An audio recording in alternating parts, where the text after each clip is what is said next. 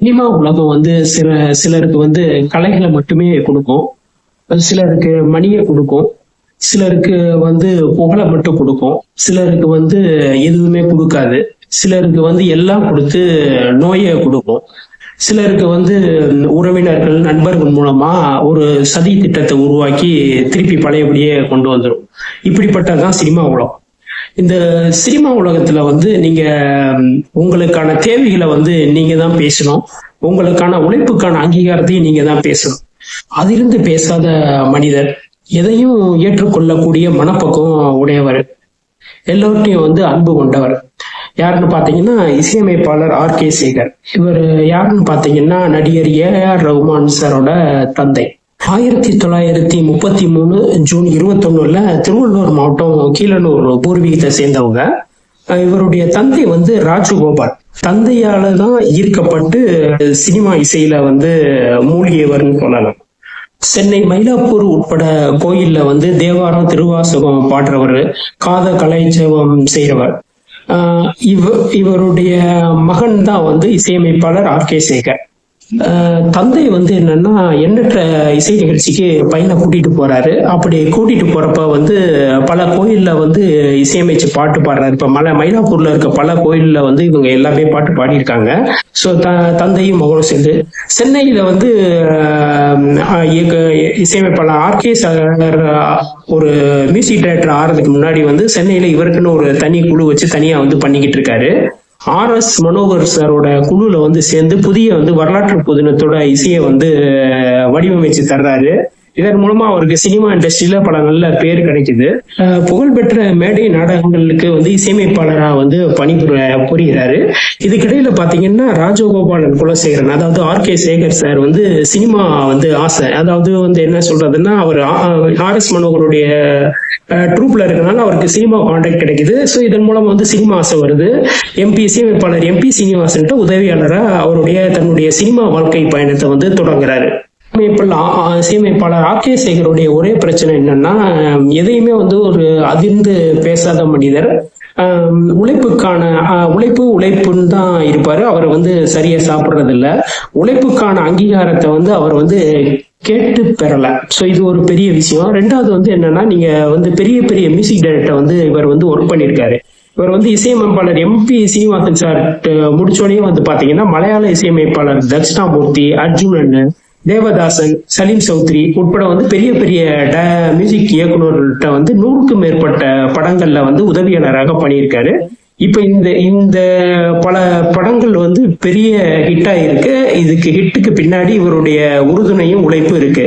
ஆனா அதற்கான சரியான அங்கீகாரத்தை வந்து இவர் வந்து கேட்டு பெறலன்னு தான் சொல்லணும். பாத்தீங்கன்னா தமிழ்ல வந்து பாத்தீங்கன்னா ஒரு 4-5 படத்துல வந்து உதவி இசையமைப்பாளரா வந்து பணியாற்றியிருக்காரு. அதுல முக்கியமான படம்னு பாத்தீங்கன்னா நீர்க்குமிழி, காவல் தெய்வம், அன்னை வேளாங்கண்ணி, பருவ காலம். ஸோ இந்த மாதிரி படத்துல வந்து அவர் வந்து உதவி இசையமைப்பாளரா படங்கள் பண்ணியிருக்காரு. பிற்காலத்துல வந்து தமிழ்ல வந்து அவர் ஒரு படம் வந்து இசையமைச்சிருக்காரு. அந்த படம் பாத்தீங்கன்னா பௌர்ணமின்ற படத்துல வந்து அவர் வந்து தமிழ்ல வந்து இசையமைச்சிருக்காரு. மலையாளத்துல வந்து கிட்டத்தட்ட பாத்தீங்கன்னா நிறைய படங்களுக்கு இசையமைச்சிருக்காரு. நிறைய புதிய புதிய பாடல்களை வந்து கொண்டு வந்திருக்காரு. ஏன்னா மலையாளத்துல வந்து பழசி ராஜான்னு சொல்லி ஒரு படத்துல வந்து முதல்ல இசையமைக்கிறாரு. இந்த பழசி ராஜான்ற படம் வந்து நசீர் சார் நடிச்ச அந்த காலத்து படம் பழசி ராஜா. இதுல வந்து 12 பாடல்கள். இந்த இதுல வந்து பாத்தீங்கன்னா ஜேசுதாஸ வந்து இவர் இசையமைப்பாளர் சேகர் சார் தான் வந்து அறிமுகப்படுத்துறாங்க. அந்த படத்துல வந்து பாத்தீங்கன்னா பாடல்கள் எல்லாமே சூப்பர் ஹிட். ஸோ அவருக்கு வந்து அடுத்தடுத்து வந்து பல வாய்ப்பு வந்து கிடைக்குது. ஆயிஷா, ஆனந்த சிற்பங்கள், கண்டவருடன் சொல்லி பல படங்கள் கிடைக்குது. கிட்டத்தட்ட பாத்தீங்கன்னா சுமார் 23 படங்கள் வந்து மியூசிக் இசையமைப்பாளர் பண்ணியிருக்காரு.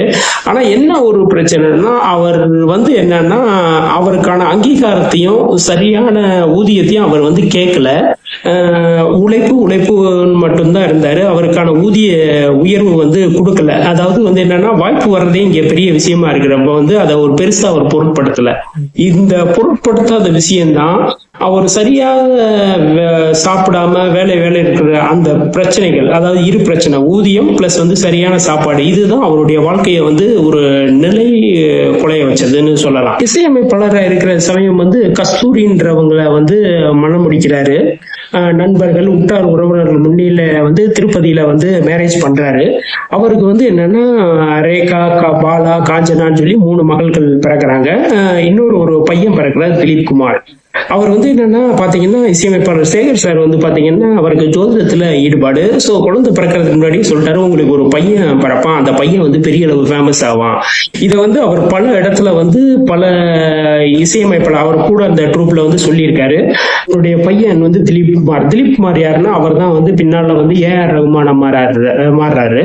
இந்த ஜோதிடர் சொன்னபடி என்னன்னா அவனுக்கு வந்து இசையில வந்து பேசிக்காவே ஒரு ஆர்வம் இருக்கு. அவர்கிட்ட வந்து 8 வயசுக்குள்ளேயே வந்து திலீப் குமாரை வந்து கிட்டார், ஹார்மோனியம், பியானோ இதெல்லாம் வந்து கத்துக்கிற வச்சுறாரு. அவரும் வந்து என்னன்னா மற்றவங்களோட ஃபாஸ்டா வந்து கத்துக்கிறாரு.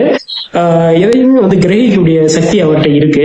ரெண்டாவது அப்பாவை போல கொஞ்சம் அமைதியானவராக தான் இருந்திருக்காரு. உலகத்திலையும் சரி ஒரு ஒரு ஆத்ம திருப்தி அவருக்கு இருந்துச்சு. மகிழ்ச்சியான இல்லறமும் போய்கிட்டு இருந்துச்சு. உழைப்புன்னு இருந்தாரு. உடல் மேல அதற்கான அக்கறையை வந்து அவர் வந்து செயல்படுத்தாம இருந்தாரு. திடீர்னு ஒரு நாள் அவருக்கு வந்து கடும் வயிற்று வலி. வேலூர் சிஎம்சி மருத்துவமனையில அட்மிட் ஆகுறாரு. சில பிரச்சனைகள் சொல்றாங்க. மேற்கொண்டு வந்து சிகிச்சை பெறாரு. கோட்டானிக்கரை அம்மா அப்படின்ற ஒரு மலையாள படத்துல வந்து இந்த டைம்ல வந்து அவர் வந்து ஒப்பந்தம் செய்யப்படுறாரு. ஒப்பந்தம் செய்யப்பட்ட பின்பு அவருடைய உடல்நிலை வந்து மேலும் மோசமாகுது. ஸோ அவருடைய இசை நண்பர் எம்.கே. அர்ஜுனன் சார் அந்த படத்தோட மீதி பணிகளை எல்லாமே அவர் தான் பார்த்துக்கிட்டாரு. பல போராட்டங்களுக்கு இடையில வந்து இவர் வந்து தன்னுடைய நோய்வாய் வந்து என்னன்னா கொஞ்சம் முற்றிய நிலையில பசங்கள்கிட்டையும் சரி மகள்கிட்டையும் பேசுறப்ப வந்து என்னன்னா அவருக்கு வந்து ஒரு ஸ்டேஜ்ல வந்து தெரிய ஆரம்பிக்கிறது. அதாவது ஆரம்ப காலத்துல வந்து சரியா சாப்பிடாம உழைப்புன்னு இருந்தது. அதற்கான வருத்தம் வந்து அவர் அப்பதான் வந்து படுறாரு. ஆனா அதை மீறி அவருடைய உடல் உழைப்பு தனக்கான கடைசி ஸ்டேஜை நோக்கி போயிடுச்சு. 1976 செப்டம்பர் 30 ஒரு மரணத்தோட போராட முடியாம ஒரு வலி மிகுந்த வேதனையோடு இந்த உலகத்தை விட்டு அவர் போறாரு. இசையமைப்பாளர் சேகர் சாருடைய துணைவியார் கஸ்தூரி அவங்க வந்து 4 பிள்ளைகளை வச்சு எப்படி பண்ண போறோம்ட்டு எல்லாம் யோசிக்கிறாங்க. ஸோ அப்போ வந்து என்னன்னா திலீப் குமார் சார் வந்து என்னன்னா அவர் வந்து படிச்சுக்கிட்டு இருக்காரு. ஸோ அவருக்கு வந்து சில விஷயங்கள் புரியுது. அடுத்த ஸ்டேஜை நோக்கி போகணும்ட்டு படிப்பை விட்டுட்டு அவர் வந்து என்னன்னா தன்னுடைய இசை வாழ்க்கையை வந்து மேற்கொள்றாரு. தன்னுடைய ட்ரூப் மூலமா வந்து அடுத்த ஸ்டேஜை நோக்கி அவர் பயணமாகிறாரு. ஸோ இந்த பயணத்துல வந்து பாத்தீங்கன்னா நிறைய இசையமைப்பாளரோட அவர் வந்து பயணம் செஞ்சுக்கிட்டே இருக்காரு. தன்னுடைய இசை அறிவை வந்து மேலும் மேலும் அவர் வலுப்படுத்துறாரு. தனக்கான இசை ஆர்வத்தை வந்து எந்தெந்த வடிவுகள்ல அந்த டெக்னாலஜிக்கு ஏற்றாப்புல அவர் கரெக்டா யூஸ் பண்றாரு. யூஸ் பண்ணி அவருக்கான வாய்ப்பை வந்து பெறாரு. எண்ணற்ற விளம்பரப்பட நிறுவனங்களுக்கு வந்து இசையமைப்பாளராக பணிபுரிறாரு. அதன் மூலமாக தன்னுடைய குடும்ப தேவைகளை பூர்த்தி செஞ்சு அவர் கொஞ்சம் கொஞ்சமா வந்து சினிமா துறையில நோக்கி பயணமாறாரு. ஓரளவு அப்படியே ஃபேமஸ் ஆகிட்டே வர்றாரு. இதற்கிடையில வந்து அவங்களுடைய தங்கையின் உடல்நிலை அப்பாவின் உடல்நிலை போல மோசமா இருக்கு. ஸோ அவர் வந்து ஒரு ஸ்டேஜ்ல வந்து என்ன செய்யறது, அந்த ஒரு பக்தி மார்க்கத்துல இருந்து அவர் வந்து இஸ்லாம் மதத்துக்கு மாறுறாரு.